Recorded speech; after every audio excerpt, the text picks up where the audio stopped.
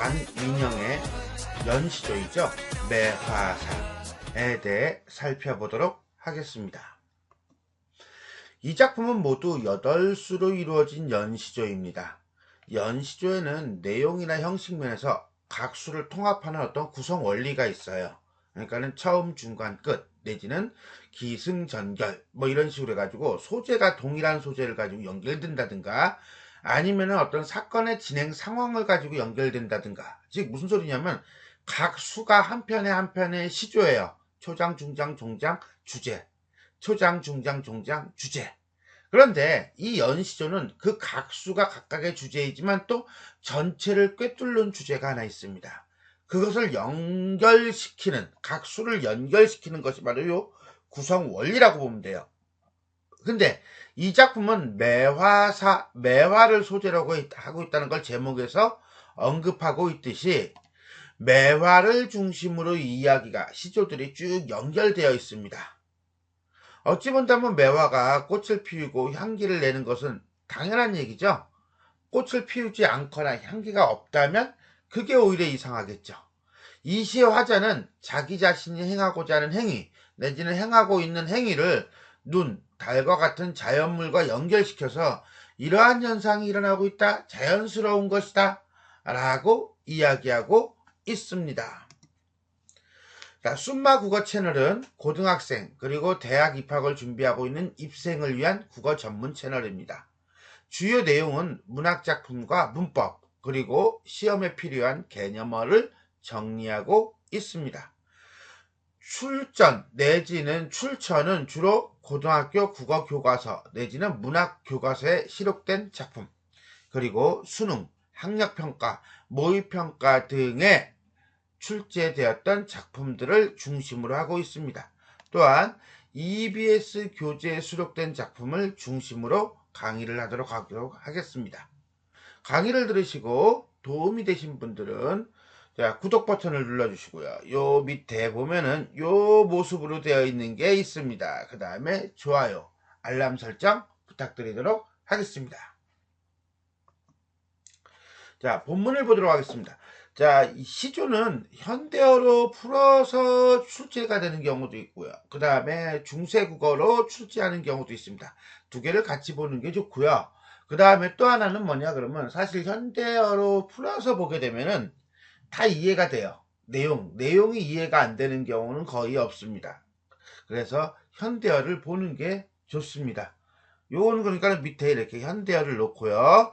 그다음에 간단하게 본문을 읽고 난 다음에 뒤에 가서는 어떤 내용이 가지고 있는 상징성, 소재가 가지고 있는 상징성이나 특징, 표현상의 특징 정도 살피도록 하겠습니다. 매형이 부딪힌 창에, 매형, 매화 그림자네요. 옥인금차 비겨신저. 옥인금차? 어여쁜 여인의 금비녀가 비스듬히 비치는구나. 비겨신저는 비스듬히 비치는구나. 이렇게 보면 되겠네요. 위아래 같이 볼 수 있겠어요? 자, 그럼 이제 봅시다. 이삼백발옹은 검은고와 노래로다. 이윽고 잔들어 권하랄저 다리 또한 오르더라. 자, 본문 볼까요? 매형, 매화 그림자가 부딪힌 창에, 비치는 창에 옥인금차, 미녀인의 금비녀가 비겨신저. 2, 3, 두세 명의 백발옹, 하얀 머리를 가지고 있는 늙은이가 검은고와 노래, 검은고를 연주하고 노래를 부르는구나. 결국 뭡니까? 풍류를 즐기는 모습. 어디서?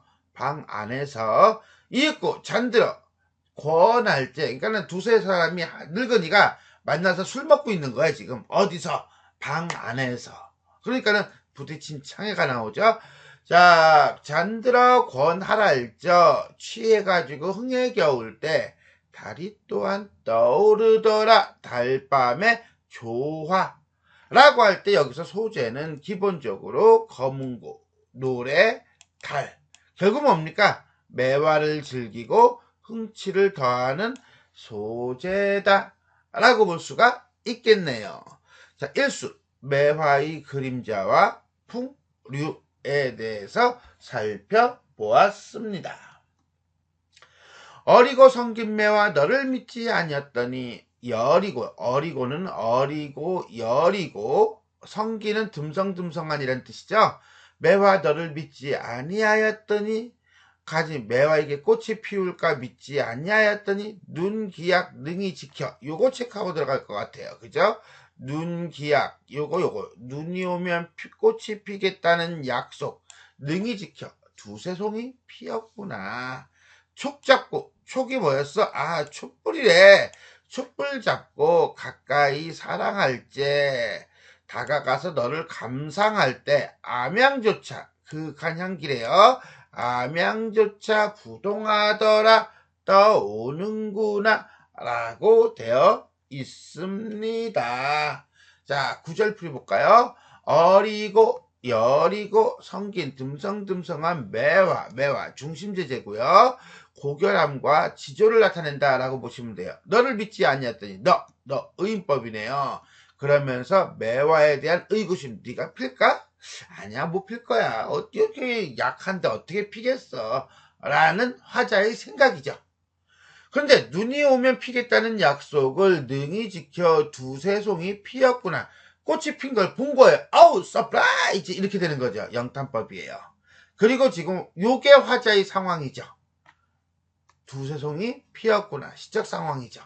그러니까 믿지 않았던 것이 이뤄냈으니 얼마나 반갑겠어요. 얼마나 기분 좋겠어요. 그래서 촛불 잡고 가까이 사랑할 때, 아, 좋아. 냄새 좋아. 이거죠? 암향조차 그윽한 향기가 떠도는구나 해가지고 도취된 화자의 모습을 보여주고 있는데, 또 하나, 암향, 향기가 막 돌아다니고 있대요. 뭐라고? 아, 공간각적 심상이네요. 그리고 후각의 시각화라고 보시면 되겠습니다. 제2수는요, 결국 매화의 고결한 성품을 예찬하고 있다라고 볼 수가 있겠습니다. 3수 가볼까요? 빙자옥질이여. 아, 이제는 매화 보고 얘기하는 거네. 빙자옥질이여. 눈 속에 너로구나. 빙자옥질을 본데 얼음같이 맑고 따뜻한 살결과 구름같이 아름다운 바탕. 예찬적 태도죠. 가만히 향기 놓아 황혼월을 기약하니. 황혼월, 황혼에 달이 뜨는 걸 황혼월이라고 그래요. 기약한다는 것은 기다린다는 뜻이랍니다. 아마도 아치고절은 너뿐인가 하노라. 아치고절? 아담한 풍치와 높은 절개. 또 예찬이네, 그죠? 너뿐인가 하노라. 의인법이네요. 이거는 솔직히 말하면 이 삼수는 시험에 아주 잘 나오는 수예요. 시험에 아주 잘 나오는 수인데, 문제는 한자만 알면은 그냥 해석이 되는 수이기도 해요. 이 한자가 좀 그래서 그렇죠. 그럼 왜 잘 나오느냐? 이 매화를 빙자옥질, 아치고절 이런 식으로 비유법을 썼기 때문이다 라고 이해하시면 되겠습니다.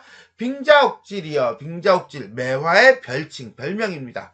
얼음과 옷같이 아름다운 존재예요. 비유법 쓰고 있어요. 눈 속에 너로구나. 너 의인화죠? 인칭 매화네요. 너니까 이렇게 마치 대화하고 있는 듯한 느낌 맞습니까? 맞습니다. 자, 그 다음에 가만히 향기를 놓아 황혼월을 기다리니. 황혼월, 황혼에 뜨는 달을 기다리니. 매화를 돋보이게 하는 배경이래요. 자, 놓고 황혼에 달이 뜨기를 기다리는 화자의 모습을 드러내고 있네요. 상황이에요. 아마도 아치고절은 아름답고 고상한 절개는 누구? 매화 너뿐인가 하노라. 예찬적 태도예요. 자, 결국 여기서는요 뭡니까? 그랬더니 자와 지를 얘기하고 있고요. 속성이죠. 얼음과 같은 모습과 옷 같은 모습이에요. 그 다음에 또 하나는 뭐예요? 절을 얘기하고 있네요. 그죠? 이건 태도죠. 그러니까 여기는 외모에 대한, 빙자와 옥질이라는 외모에 대한 얘기를 하고 있다면, 여기는 뭐에 대한 얘기하고 있어요? 그렇죠. 절이라고 하는 가치, 정신에 대한 얘기를 하고 있다 라고 볼 수가 있겠습니다. 3수는요 매화의 아름다움과 지조를 예찬하고 있다. 4수 볼까요? 눈으로 기약하더니 과연 네가 피었구나. 황혼의 달이 오르니 그림자도 성기구나. 요건 방금 했던 삼수하고 연결되네. 그죠? 청향이 잔 위에 떠 있으니 취하고 놀려 하노라. 눈이 올 때 피겠다고 약속하였더니 눈으로 기약하는 거죠. 네가 과연 피었구나. 저녁에 달이 뜨니 매화 그림자가 듬성듬성하구나. 어슴푸레하구나. 성기구나요. 매화의 맑은 향이 청향이죠. 술잔 위에 떠 있으니 취하고 놀려 하노라. 아마 풍류 내지는 흥취 이렇게 되겠네요. 자, 눈이 올 때 피겠다는 약속을 네가 과연 지키었구나. 황혼의 달이 오니 시간적 배경인가요? 그림자도 듬성듬성하구나. 청향이 후각적 심상이네요. 맑은 향기예요. 잔에 떠 있으니 취하며 놀려 하노라. 풍류와 흥취다 라고 보시면 되겠습니다. 내용 간단하죠? 자, 달이 뜬 밤 매화를 즐기는 흥취. 오수 보겠습니다. 황혼에 돋는 떠오르는 달이 너와 기약을 두었더냐. 뭐야? 저녁에 돋는 달이 너와 만날 약속을 했더냐. 함리에 잠든 꽃이 향기누와 맞는구나. 함리가 뭐야? 화분이야. 화분 속에 잠자던 꽃이 향기누와 맞는구나 라고 하는 거 보니까 화자는 지금 뭐야? 화분에다가 매화를 키우고 있는 거죠? 네, 어찌 매화와 달이 매월 매화와 달이 벗이 되는 줄, 매우 조화가 잘 이루어지고 친근한 줄 몰랐던가 하노라. 와, 달하고 매화가 참 어울리네. 이제야 깨달았네. 이렇게 되는 거예요. 황혼에 돋는 달이 너와 기약 두었더냐. 함리는 방안 내지는 침실안, 화자가 여성임을 드러낸다 라고 얘기돼요. 자던 꽃이 향기누와 맞는구나. 영탄적 어조예요. 자, 그러면서 매화가 달과 맞이하여 교감을 하는, 즉 어우러지는 풍경을 보여주고 있다. 그리고 난 다음에 화자가 이제 깨닫습니다. 내가 어찌 매화와 달이 친구가 되는 줄 몰랐던고 라고 혼잣말 하노라. 한마디로 뭡니까? 감탄이죠. 매화와 달과 매화의 어우러짐, 조화에 대한 감탄. 육수 가겠습니다. 바람이 눈을 몰아 산창에 부딪히니, 산창이라는 건 산에 창문이 있겠어요? 그건 아니죠. 화자가 있는 방문의 창문이겠죠. 창문을 막 부딪혀요. 그러니까 찬 기운이 새어들어. 어디로 새어들어? 방 안으로 새어들어 잠든 매화를 침노한다. 아무리 얼게하려 한들, 얼게하려 한들 무엇을? 매화를 봄뜻이야 빼앗겠는가? 봄뜻을 빼앗을 수가 없다. 봄뜻이라는 건 뭐예요? 봄이 왔음을 알리려는 그의 의지까지 빼앗을 수는 없다. 그렇다면 결국 이 매화의 어떤 의지적인 모습을 보여주고 있다 라고 보시면 돼요. 바람이 눈을 몰아 산창에 부딪히니, 바람하고 눈은요 결국 매화가 피는 것을 방해하는 부정적인 존재라고 보면 돼요. 산창이라고 하는 것은 화자가 있는 공간이라고 보시면 됩니다. 찬기운이 새어들어, 찬기운 역시 마찬가지로 방해하는 존재로 실현이라고 보시면 되겠고요. 요거는 따로 촉각적 이미지라고 볼 수 있겠네요. 잠든 매화를 침노한다. 잠든 매화는 결국 뭡니까? 그렇죠. 밑에 있는 봄뜻이야 아슬소냐 라고 하는 대목을 본다면 봄뜻을 알리려는 존재가 되는 거예요. 결국 바람, 눈, 찬기운을 하나로 묶고 매화를 하나로 묶어가지고 대립적으로 시어가 사용되고 있다 라고 볼 수가 있겠습니다. 침노한다, 침범한다. 아무리 얼게하려 한들 봄뜻이야. 봄뜻 뭐야? 봄이 돌아오기를 기다리는 자연의 섭리. 아슬소냐 빼앗을 수 없다 라고 하는 서리법이 쓰여지고 있습니다. 결국 이 종장에서 말하고자 하는 것은 결국 뭐예요? 봄을 알리려는 매화의 강인한 의지와 그 다음에 자연의 섭리가 되겠네요. 그럼 육수의 주제도 그거죠. 매화의 강인한 의지와 자연의 섭리, 예찬. 칠수 가겠습니다. 저 건너 나부산은 또 무슨 산이야? 이따가 보겠습니다.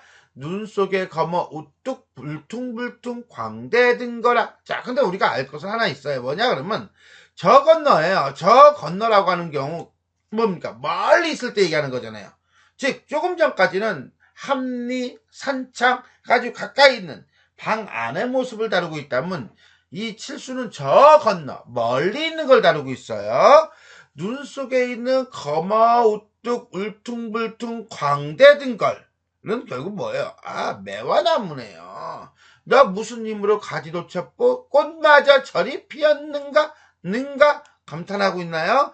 꽃까지 저렇게 아름답게 피었느냐? 아무리 썩은 것 같은데 밑에 보니까 뭐라 했어요? 썩은 배라고 돼 있어요. 이 배는요, 싹이 일어나기 시작하는 막 첫 번째 거. 그러니까 우리가 배아라고 하죠? 그걸 얘기합니다. 밤만 남았을 망정, 봄 뜻을 어이하리요, 봄 뜻을 어찌 하겠는가? 자, 봅시다. 저 건너 나부산이라고 하는 건 중국 광동성에 있는 산이에요. 결국 고사를 인용하고 있다라고 봐야 돼요. 어떤 고사냐? 수나라의 조사웅이라는 사람이 나부산에서 어떤 여인을 만나 즐거이 지내다가 깨어나니 큰 나무 밑이었다, 매화나무 밑이었다 라고 하는 고사를 얘기합니다. 그러니까 눈 속에 검어 우뚝 울퉁불퉁 광대등거라 라고 하는 것은 삐뚤어져서 보기 흉한 매화나무 등거리야. 그러니까 삐뚤어져서 보기가 흉해요. 보기가 흉하니까 아무래도 썩은 것 내지는 네 무슨 힘으로 이렇게 얘기하겠죠, 그죠? 자, 너가 무슨 힘으로 가시를 돋아 꽃마저 저렇게 피었느냐 라고 하는 것은 눈 속에서 꽃이 핀 것에 대해서 예찬하고 있는 거죠. 아무리 썩은 것 씨앗의 눈이 밤만 남았을 망정 봄 뜻을 어이하리요, 봄 뜻을 어이하리요, 봄 뜻을 어이할 수 없다 라고 하는 거예요. 결국 오래된 매화 등걸에서 느끼는 봄 뜻이라고 이해하시면 되겠습니다.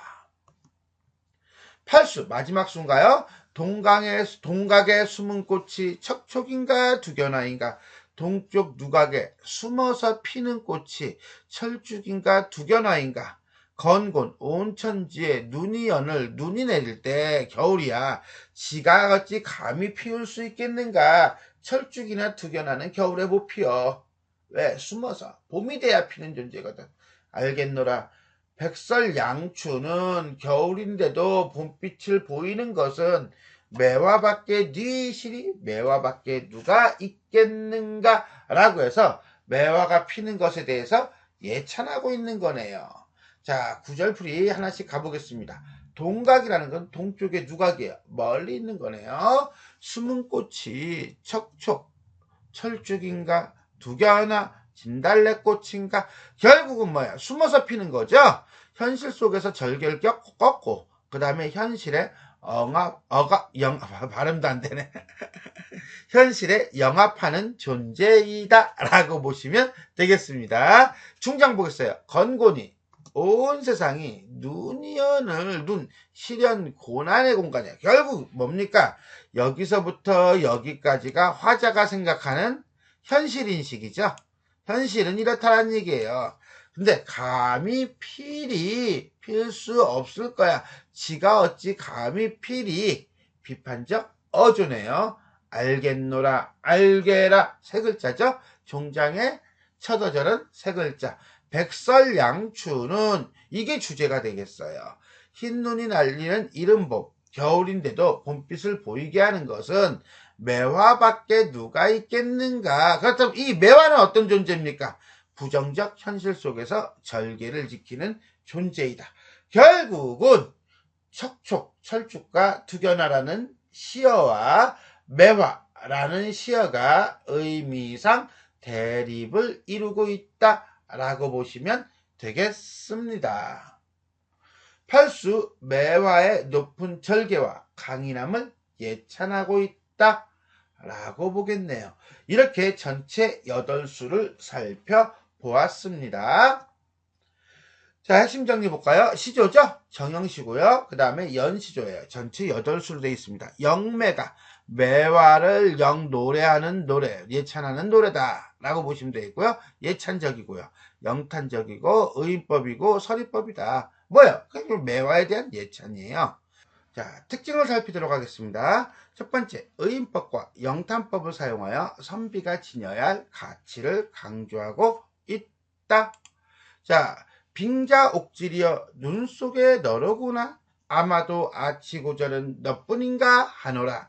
결국 뭡니까? 빙자옥질이라고 하는 것과 아치고절을 통해서 어때요? 선비가 지녀야 할 정신적 가치를 강조하고 있다 라고 볼 수가 있겠습니다. 그 다음에 다른 부분을 살펴볼까요? 매화. 이 매화를 봄뜻을 알리려는 존재라고 본다면 바람, 눈, 찬 기운은 어떤 존재예요? 그렇죠? 매화가 피는 것을 방해하는 존재죠. 이게 이렇게 대립이 되고 있어요. 그 다음에 또 하나, 우리가 척촉이라든가 주견화하고 연결시킨다면 매화는 뭡니까? 추위를 이겨내고 피어나는 존재라고 볼 수 있고요. 그 다음에 철쭉과 진달래꽃은 추위를 이겨내지 못하는 존재 내지는 현실에 영합하는 나약한 존재라고 볼 수가 있겠습니다. 이런 점에서 본다면 시어의 대조를 통해서 시련을 이겨내고 봄뜻을 알리려는 매화의 높은 절개를 강조하고 있다라고 볼 수가 있겠습니다. 두 번째, 방 안에서 방 밖으로 시선을 이동시키며 시상을 전개하고 있다. 이게 무슨 소리지?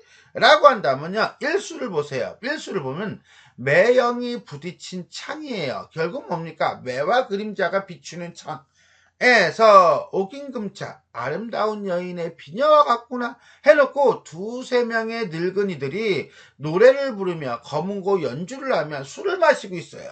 결국 뭡니까? 이거는 방 안에서 매화를 보고 있는 두세 명의 늙은 할배들, 할아버지들이라고 보시면 돼요. 이런 점에서 볼 때 이 방은 매화가 피어있는 풍류적 공간이에요. 그 공간을 비친 창, 매형이 부딪힌 창으로 제시하고 있다라고 보면 돼요. 그리고 난 다음에 2수부터 6수까지예요. 2수부터 6수까지. 2수를 볼게요. 2수를 보면요, 촛불 잡고 가까이 사랑한대요. 즉 무슨 소리야? 매화가 화자와 매우 가까이 있어요. 그 말은 결국 뭡니까? 매화가 방 안에 있다는 거죠. 또 하나, 바람이 불어서 찬 기운이 스며들어온대요. 어디로요? 방 안으로 스며들어오는 거죠. 그래서 매화를 침노한다라고 상황을 제시해주고 있다는 거예요. 결국 2수에서 6수는요, 방 안에 피어있는 매화의 고고한 자태와 그윽한 향기, 우아한 풍치 등을 예찬하고 있다. 우리가 흔히 근경이라고 하는 거예요. 가까운 경치를 보여준다. 이렇게 이해하시면 돼요. 그럼 7수하고 8수를 보겠습니다. 7수, 저 건너 나부산이죠. 물론 나부산이 고사를 인용한 거긴 하겠지만 어쨌든 저 건너에 있는 울퉁불퉁한 매화 등거라 이렇게 되는 거잖아요. 또 하나, 동각, 동쪽에 있는 누각에 숨어있는 꽃이에요. 결국은 뭡니까? 그거는 저기 있는 척촉, 철쭉과 진달래를 보고 있고요. 그 다음에 매화를 보고 있는 거예요. 따라서 제7수와 8수는 방 밖, 집 밖에 있는 매화가 추위를 이기고 눈 속에서 피어나는 강인한 절개를 가지고 있음을 예찬하고 있다라고 볼 수가 있겠습니다. 지금까지 우리는 안민영의 연시조 매화사에 대해 살펴보았습니다. 자, 지금까지 내용이 도움이 되셨다면 자, 구독 버튼과 그 다음에 좋아요, 알람 설정 부탁드리도록 하겠습니다. 수고하셨습니다.